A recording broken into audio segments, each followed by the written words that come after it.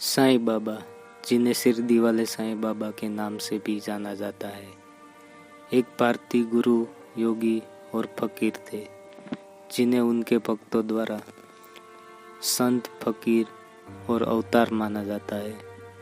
उनका जन्म और प्रारंभिक जीवन अज्ञात है, लेकिन 1858 में शिरडी आने के बाद वे वहाँ रहने लगे थे और 1918 में अपनी मृत्यु तक वहीं रहे। साईं बाबा ने अपने जीवन में प्रेम, क्षमा, दूसरों की मदद करना, दान करना, संतोष, आंतरिक शांति, ईश्वर और गुरु में विश्वास जैसे मानवीय मूल्यों पर जोर दिया। साईं बाबा कौन थे और उनका जन्म कहाँ हुआ था? यह प्रश्न ऐसे है जिसका जवाब किसी के पास नहीं है। साईं ने कभी इन बातों का जिक्र नहीं किया। इनके माता पिता कौन थे, इसकी भी कोई जानकारी उपलब्ध नहीं है। बस एक बार अपने एक भक्त के पूछने पर साईं ने कहा था कि उनका जन्म 28 सितंबर 1837 में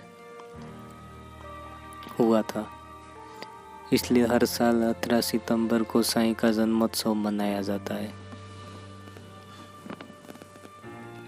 साईं बाबा ने अपने जीवन का एक बड़ा हिस्सा एक पुराने मस्जिद में बिताया, जिसे वहाँ द्वारका माई कहा करते थे। सिर पर सफ़ेद कपड़ा बांधे हुए फकीर के रूप में साईं शिरडी में धुनी रमाते रहते थे। इनके इस रूप के कारण कुछ लोग इन्हें मुस्लिम मानते थे, जबकि द्वारका के प्रति श्रद्धा और प्रेम के कारण कुछ लोग इन्हें हिंदू मानते थे। लेकिन साईं की तरह कभी भी अपने को जाति बंधन में नहीं बांधा।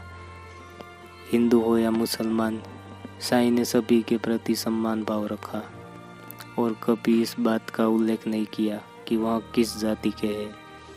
साईं ने हमेशा मानवता, प्रेम और दयालुता को अपना धर्म माना। जो भी इनके पास आता, उसके प्रति बिना भेदभाव के उसके प्रति कृपा करते। साईं के इसी व्यवहार ने उन्हें शिरडी का साईं बाबा और भक्तों का भगवान बना दिया। हालांकि साईं बाबा का साईं नाम कैसे पड़ा, इसकी एक रोचक कथा है। कहा जाता है कि सन 1854 में पहली बार साईं बाबा शिरडी में दिखाई दिए। उस समय बाबा की उम्र लगभग 16 वर्ष थी। शिरडी के लोगों ने बाबा को पहली बार एक नीम के वृक्ष के नीचे समाधि में लीन देखा। कम उम्र में सर्दी, गर्मी, भूख, प्यास की जरा भी चिंता किए बगैर बाल योगी को कठिन तपस्या करते देखकर लोगों को बड़ा आश्चर्य हुआ। त्याग और वैराग्य की मूर्ति बने साईं ने धीरे धीरे गांव वालों का मन मोह लिया। कुछ समय शिरडी में रहकर साईं एक दिन किसी से कुछ कहे बिना अचानक वहां से चले गए। कुछ सालों के बाद चांद पाटिल नाम के एक व्यक्ति की बारात के साथ साईं फिर शिरडी में पहुंचे। खंडोबा मंदिर के पुजारी महाल साप्ती ने साईं को देखते ही कहा, आओ साईं। इस स्वागत संबोधन के बाद से ही शिरडी का फकीर साईं बाबा कहलाने लगा। साईं ने अपने जीवन काल में कई ऐसे चमत्कार दिखाए जिससे लोगों ने इनमें ईश्वर का अंश महसूस किया। इन्हीं चमत्कारों ने साईं को भगवान और ईश्वर का अवतार बना दिया। लक्ष्मी नामक एक स्त्री संतान सुख के लिए तड़प रही थी। एक दिन साईं बाबा के पास अपनी विनती लेकर पहुंच गई। साईं ने उसे उदी यानी कि पपूत दिया और कहा, आधा तुम खा लेना और आधा अपने पति को दे देना।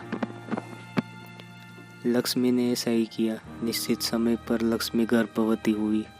साईं के इस चमत्कार से वह साईं की भक्त बन गई और जहाँ भी जाती साईं बाबा के गुण गाती। साईं के किसी विरोधी ने लक्ष्मी के गर्भ को नष्ट करने के लिए धोखे से गर्भ नष्ट करने की दवाई दे दी। इससे लक्ष्मी को पेट में दर्द एवं रक्तस्राव होने लगा। लक्ष्मी साईं के पास पहुंचकर साईं से विनती करने लगी। साईं बाबा ने लक्ष्मी को पपूत खाने के लिए दिया।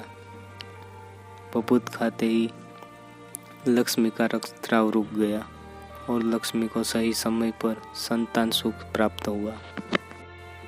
ऐसे ही साईं बाबा ने अपने जीवन में बहुत सारे चमत्कार किए हैं, जैसे कि अंधे को आंखें देना, पानी से दीपक जलाना और भी बहुत सारे। साईं बाबा ने एक पुरानी मस्जिद में रहना शुरू किया, जिसे उन्होंने द्वारका माई नाम दिया। उन्होंने लोगों को प्रेम, क्षमा, दूसरों की मदद करने, दान करने, संतोष, आंतरिक शांति, ईश्वर और गुरु में विश्वास जैसे मानवीय मूल्यों का पालन करने की शिक्षा दी। साईं बाबा ने किसी धर्म को नहीं माना और सभी धर्मों के लोगों को समान रूप से प्यार और सम्मान दिया। उन्होंने जात पात और धर्म से ऊपर उठकर सभी की सेवा की और उनके चमत्कारों और उपदेशों के कारण लोग उनकी ओर आकर्षित हुए। साईं बाबा के भक्त उन्हें भगवान का अवतार मानते और उनकी पूजा करते। शिरडी में उनका मंदिर करोड़ों भक्तों के लिए श्रद्धा का एक केंद्र है। साईं बाबा के जीवन और शिक्षाओं पर कई किताबें लिखी गई हैं और उनके बारे में कई फिल्में भी बनी हैं। आज भी साईं बाबा के भक्त दुनिया भर में मौजूद है और उनकी शिक्षाओं का पालन करते हैं। मगर अफसोस कि साईं बाबा के जाने के बाद आज लोग उनके धर्म को जानने के लिए लड़ रहे हैं। ऐसे ही और साधु संतों की कहानियाँ जानने के लिए अभी सब्सक्राइब करें हमारे चैनल संत सामर्थ्य को। जय साईं राम।